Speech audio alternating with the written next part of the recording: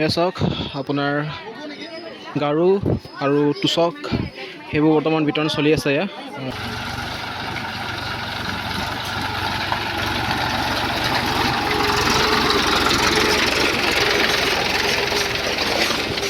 Hello' friends, বৰ্তমান মই এতিয়া আপোনালোকক দেখাবলৈ লৈ গৈছোঁ আপোনাৰ উজনি অসমৰ যি বান বিধ্বস্ত অঞ্চল আছে। বৰ্তমান বহুতখিনি ক্ষতি হৈছে উজনি অসমত, নিশ্চয় আপোনালোকে গম পাইছে। তো সেইখিনি পৰিস্থিতি বৰ্তমান কেনেকুৱা ধৰণৰ হৈ আছে, আৰু বিশেষকৈ মই আহি পাইছোঁহি এতিয়া নাজিৰাৰ কমল চাপৰি, যি আপোনাৰ দিখৌ নৈৰ কাষৰ যিমানখিনি আপোনাৰ বান বিধ্বস্ত আপোনাৰ ঘৰ আছে, যিখিনি আপোনাৰ পৰিস্থিতি বৰ্তমান হৈ আছে, সেইখিনি পৰিৱেশ বৰ্তমান মই আপোনাক দেখাবলৈ লৈ আহিছোঁ। বাইকখন ইয়াতে থ'বলগীয়া হ'ল কাৰণ আমি আগলৈ যাব নোৱাৰিম, কাৰণে ৰিলিফ দি আছে আৰু বহুত সময় লাগিব আপোনাৰ যিখিনি আপোনাৰ তেওঁলোকে বস্তু আনিছে দিবলৈ।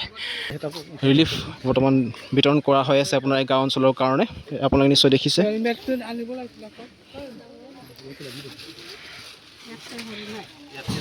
আৰু এয়া চেণ্ডেল পেলাই আছে, চেণ্ডেলটো বহুতে দৰকাৰ কাৰণ খালী ভৰি খোজকাঢ়িছে তেওঁলোকে। আৰু এইফালে চাওক, এইফালে লোহাৰ বিচনা তেওঁলোকে বৰ্তমান দি আছে।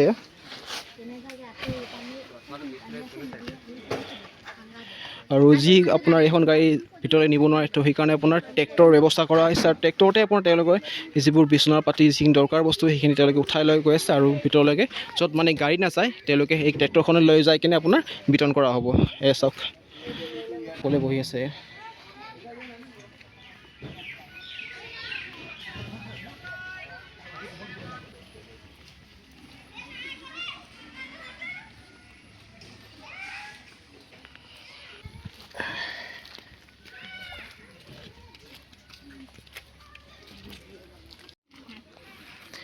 এই বোকা শুকাইছিলে হয়নে, আকৌ বৰষুণ দি বোকা কৰি পেলালে একদম।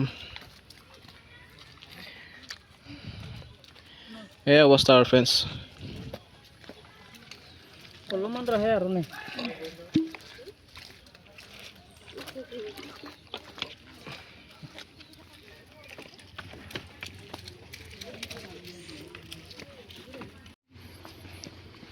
বাপৰে বাপ, এই অখৰা মখৰা দেখিছে নহয় আপোনাৰ, নতুনকৈ যেন মাটি পেলাই কিনে আপোনাৰ ৰাস্তা বনাবহে যেন এনেকুৱা ধৰণৰ কৰি পেলালে নদী।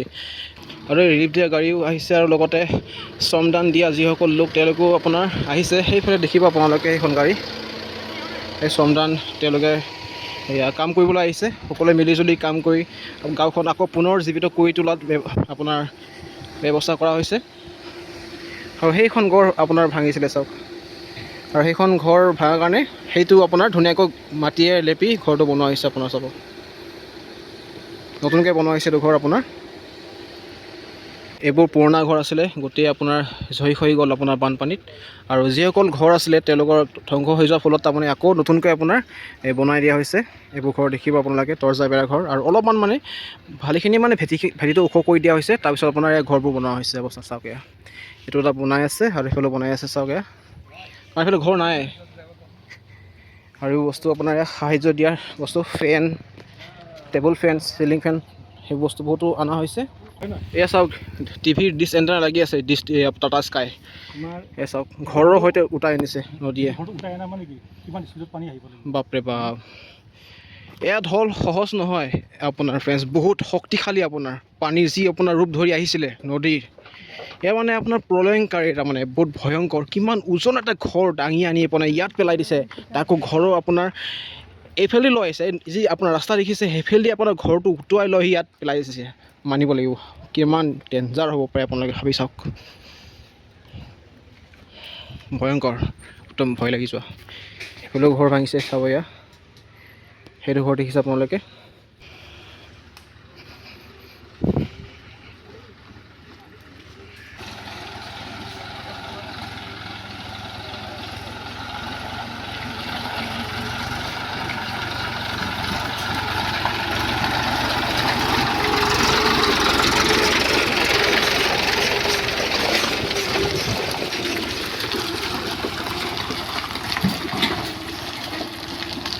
চাওক ফ্ৰেণ্ড, জোতা আমি খুলি ল'লোঁ, কাৰণ আগত আপোনাৰ জোতা নিয়া সম্ভৱেই নহয়, কাৰণ আলতীয়া মাটি একদম মানে আৰু আঠা মাটি। আমি এতিয়া বোকা খচকি যাওঁ, ব'লক। পাইছ নাই, আহক। ইমান তেওঁলোকে বোকা খচকি হ'লেও তেওঁলোকে সহায় কৰি আছে, আমিনো কি আৰু ফ্ৰেণ্ডছ।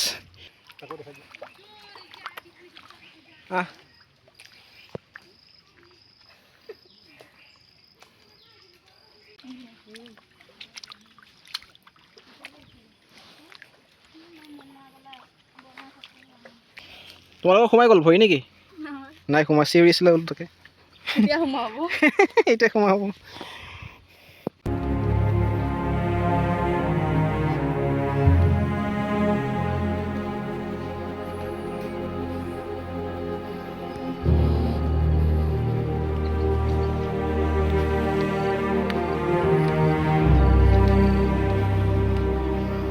আপোনাৰ ফ্ৰেণ্ডছ চোতালত ভৰি আছিলে সেইবোৰ মানে উলিয়াই আপোনাৰ ইয়াত ছাইড কৰি দিয়া হৈছে মাটিখিনি। ইয়াত আছিলে আচলতে মাটিবিলাক ইয়াত আছিলে, এইখিনিৰ পৰা খান্দি মেলি ইয়াত থোৱা হৈছে মাটিখিনি।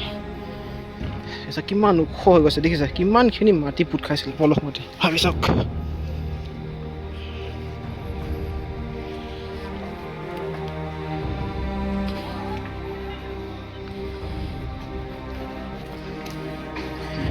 মই এতিয়া এটা ঘৰৰ পৰিৱেশ দেখাবলৈ বিচাৰিছোঁ।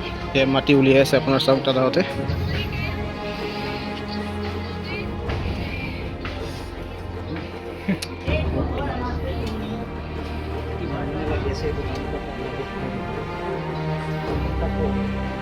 এসপ্তাহৰ পৰা হৈ গ'ল। হয় হয়।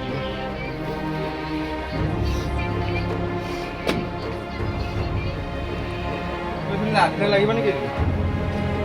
লাগিব নেকি? এই মুঠি দিছে।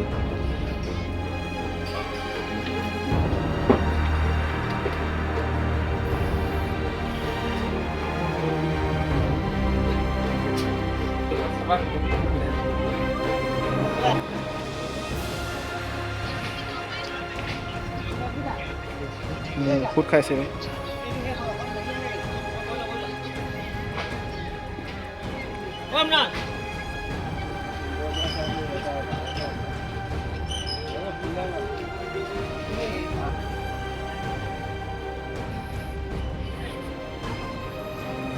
আৰু যিসকল কাম কৰিছে সঁচাকৈ তেওঁলোকে ভগৱানে নিশ্চয় আশীৰ্বাদ কৰিব। সঁচাকৈ তেওঁলোকে ইমানেই কষ্ট কৰি দিছে আপোনাৰ ফ্ৰেণ্ডছ, মানিব লাগিব।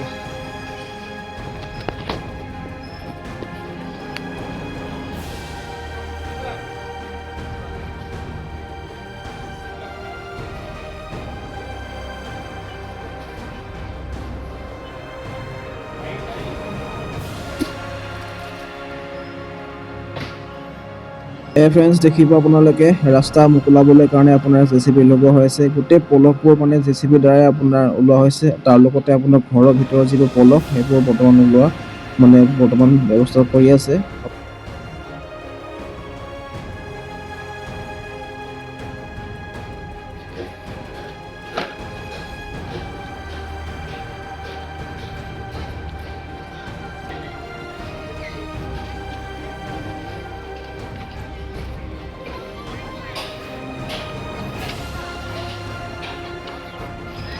এয়া চাওক আপোনাৰ গাৰু আৰু তোচক সেইবোৰ বৰ্তমান বিতৰণ চলি আছে।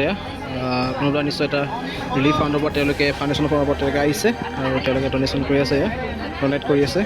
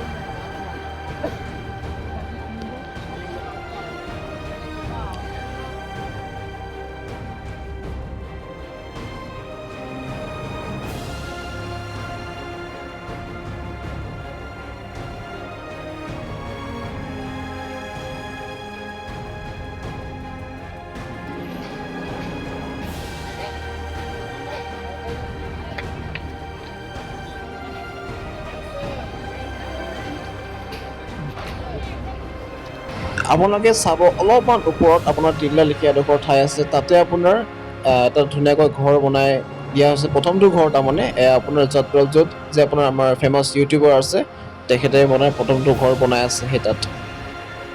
যিসকল আপোনাৰ শ্ৰমদান দিছে, আপোনাৰ কাম কৰিছে, তেওঁলোকে আপোনাৰ খোৱা লোৱা ব্যৱস্থা কৰা হৈছে এইখিনি জেগাত।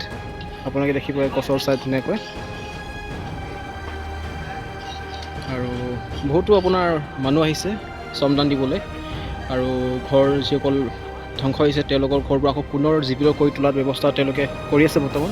আৰু সেইকাৰণে তেওঁলোকে অলপমান খাই ল'ব, ভাত তাত খাই লৈ তেওঁলোকে আকৌ পুনৰ কামত তেওঁলোকে ব্যস্ত হ'ব ফ্ৰেণ্ডছ। অৱশেষবোৰ আপোনাৰ পৰি আছে য'তে ত'তে, কাৰোবাৰ চফা আছে, কাৰোবাৰ এনেকুৱা আলমাৰি আছে, এনেকুৱা ধৰণৰ গোটেই ধ্বংস হৈছে। তাৰ মাজতে আপোনাৰ যিবোৰ চাংঘৰ দেখিছে এয়া নতুনকৈ বনোৱা হৈছে, ধুনীয়াকৈ ৰং কৰি দিয়া হৈছে। আৰু সেই ঘৰটো দেখিছে আপোনাৰ সেইটো সময় দাদাই বনাই দিয়া আছিলে। কালি ভিতৰত দেখিছিলোঁ সময় দাদাৰ ধুনীয়াকৈ আপোনাৰ চাংঘৰটো বনাই দি অলৰেডি কমপ্লিট হৈ গ'ল এয়া। কি কোৱাচোন?